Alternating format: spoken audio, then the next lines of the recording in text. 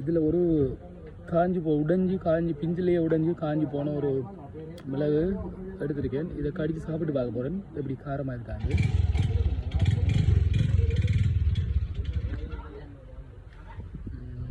எல்லாத்தையும் காரமாக இருக்கிற மாதிரி தெரியலை, சாப்பிட்டு தான்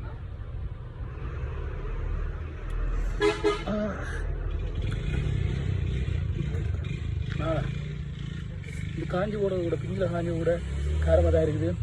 கடிகு சிறுதானாலும் காரம் பெருசுவாங்க. இது மிளகு பிஞ்சின்றாலும் காரம் பெருசாக தான் இருக்குது. சப்ஸ்கிரைப் பண்ணுங்கள்.